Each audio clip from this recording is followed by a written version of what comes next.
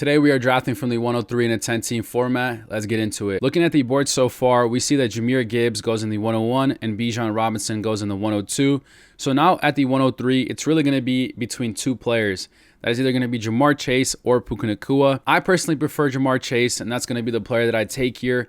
I think Ja'Marr Chase is more proven. I think that he's in an offense situation that's a bit better. I like that their team is going to be down more often in games, so they're going to be required to throw the ball, which again benefits Ja'Marr Chase as he is the number one option there. So I prefer Ja'Marr Chase over Puka Nacua. I know how talented Puka is and what he can produce, but in terms of more safety, you can say I think Ja'Marr Chase is a better option. So I'll be taking Ja'Marr Chase at the 103. If you prefer Puka, again, I'm not too opposed to it. I think both are really good options, but Ja'Marr Chase is going to be my guy.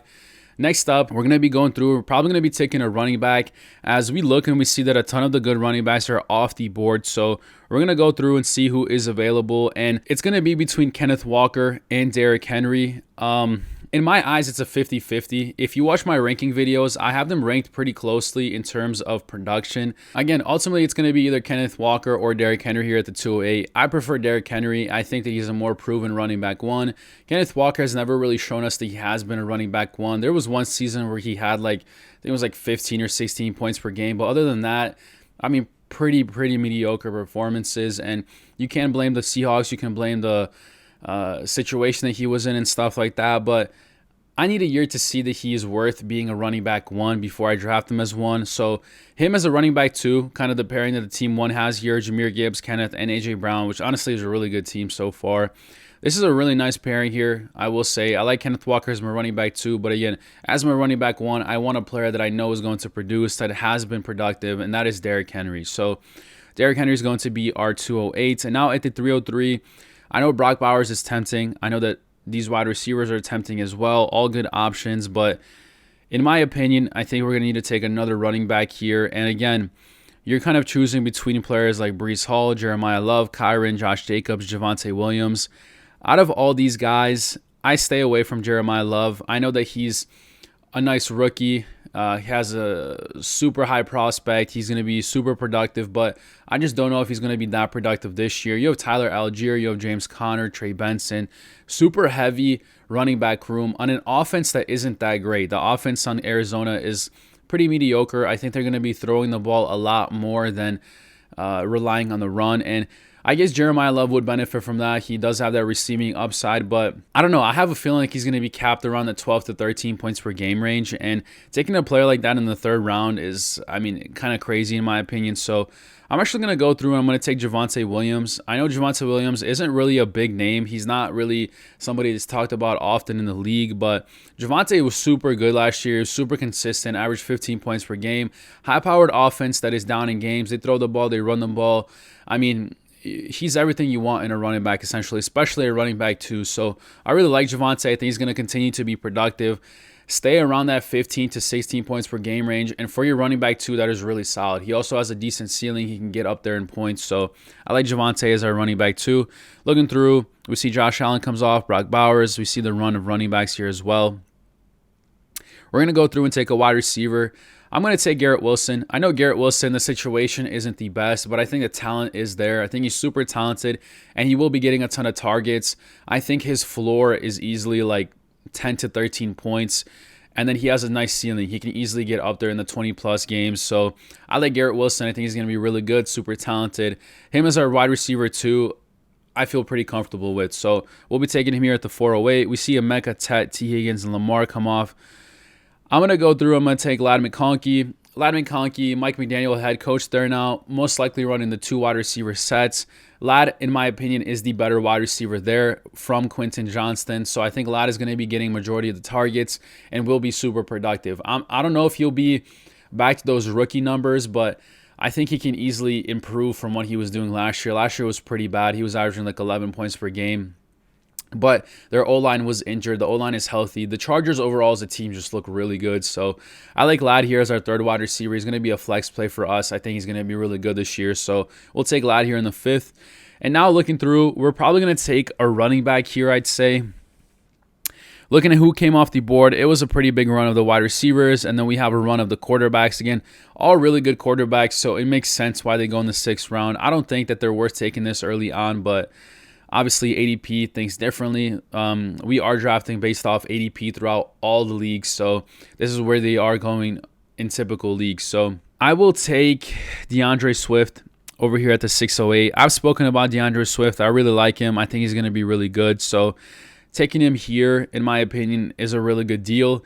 Kyle Monangai had a couple games last year where he was showing that he has potential to be something special, but I think with DeAndre Swift being there, DeAndre is still going to get majority of the touches, around that 55 to 60% of the snaps and stuff like that. So him being there on an offense that also should be pretty high-powered, goal line touches and stuff like that, I really like that for our flex as well. Again, I'm drafting. This is only one flex here, but I know most leagues play 2 flex spots, so having Ladd and DeAndre Swift in our flex, I think, is really good. So that's going to be our team so far. Now on the turn, a bunch of different things we can do here. We can go for a wide receiver. I don't really find any of these guys too intriguing, I will be honest. Oh, it's actually pretty interesting to see that Brian Thomas and Parker Washington are back-to-back now. Parker Washington used to be a lot lower, but I guess he's jumping up in ADPs. I'm going to go and take a running back, and I'm going to probably take Travion Henderson. Again, I don't know how often that's going to happen that Travion is available in the 7th round, but if he is, definitely take him there.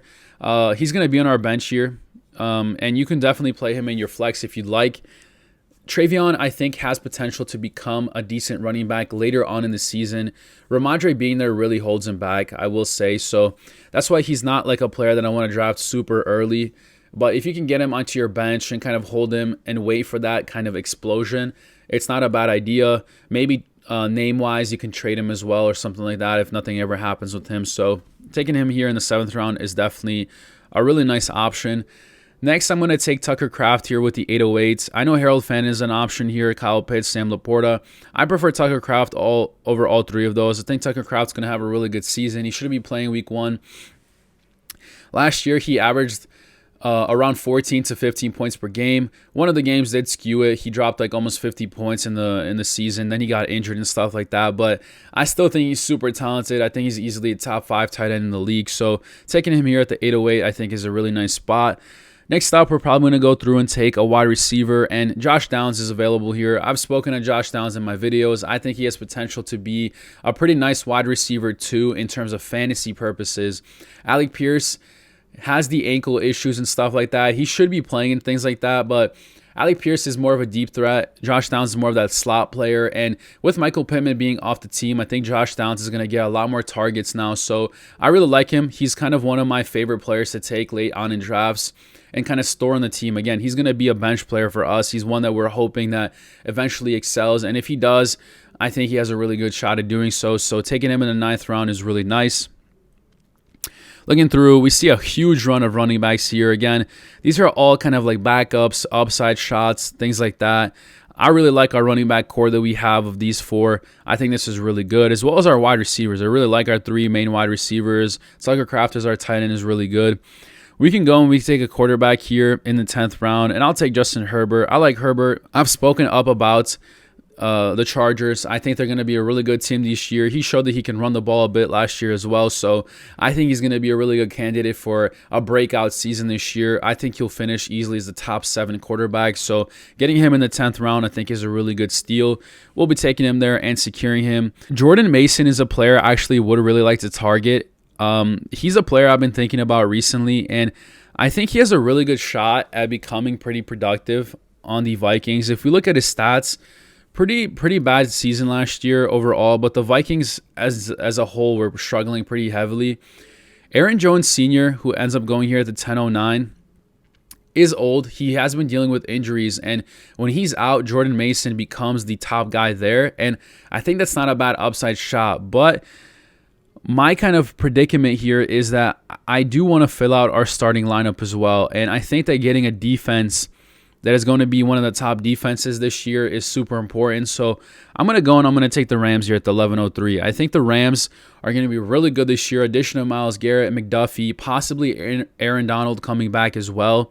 I mean, they're looking scary. I think they're going to be really good. So we'll take Los Angeles Rams here. We see Jordan Mason goes here at the 1104. Very unfortunate, I will say. I was hoping to get him there, but that's okay. Next, I'm going to be taking my GOAT, Brandon Aubrey. Again, my fear is that sometimes he doesn't come back on these churns. Because if I don't take him here at the 1208 or the 1303, he's not going to come back to us at the 1408. He's going to come off the board probably at the 1401. Brandon Aubrey, best foot in the game, easily the best player in terms of kickers. Like, he can win you a week. He can drop 30 points. Like, he's super good, super productive. So taking him in the 12th round, I think, is not too crazy. Again, you're just filling out your bench. You're filling out your starting lineup. And looking at our starting lineup right now, I think it's super elite. A couple kind of interesting options here. I think that taking a player like Mahomes actually is not bad here in the 1303. Securing kind of a second elite quarterback, I think, is super nice. And a player like Mahomes has a ton of value in terms of his name as well. So if Herbert isn't playing as well and Mahomes comes back, we can play Mahomes. We can trade Herbert, or we can trade Mahomes in a package and try to get some sort of elite player. So taking him here in the 13th round, I think, is really nice. He's a nice upside shot in terms of quarterback. In your home league, he probably might not be available. I'd assume that he might go a bit earlier, maybe even up here kind of as one of these quarterbacks, and then somebody else will take a backup while they wait for him. But in the off chance he is available, take him. I think he's going to be a really good option. So we're going to look through. We're going to look at some upside shots here. I'm going to go. I'm probably going to take Chig here for our tight end spot. I've spoken about Chig. I really like him this year. I think he's going to be really solid. A nice breakout candidate for the tight end position. They're speaking and saying that they should be using him heavily.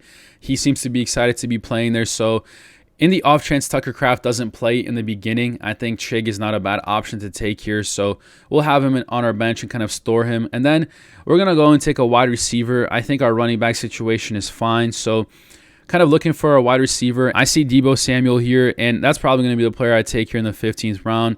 I think Deebo has the upside of being a nice producer over there in San Francisco. Again, he knows the system. Mike Evans deals with injuries once in a while, so Deebo could be the number one option there at some point as well. I think him in the 15th round is definitely a no-brainer and an upside shot.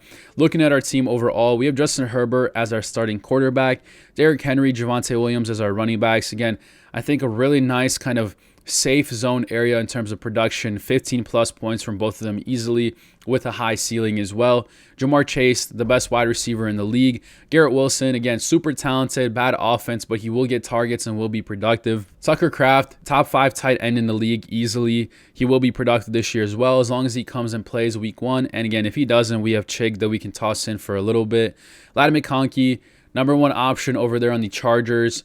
Looking like a really good team. He will be productive. The Rams, top 3 defense this year with the addition of Myles Garrett, McDuffie, possibly Aaron Donald once again. Brandon Aubrey, I mean, the best kicker in the league easily. DeAndre Swift, Travion Henderson, really nice flex plays. Really high upside with Travion as well. Josh Downs, I think, will be a really good wide receiver this year. He will be productive. Patrick Mahomes, if Herbert doesn't work out, we play Mahomes, or we use him for his name value and trade him. Again, Chig we spoke about. And then Deebo Samuel, just a nice little upside shot on a vet who should be productive. So I hope you guys enjoyed this video. I hope you saw what type of team you can build from the 103. Not a bad team overall. I'd say they're going to be pretty productive. It's going to be super solid. I hope you guys enjoyed this video, and I will see you guys in the 104.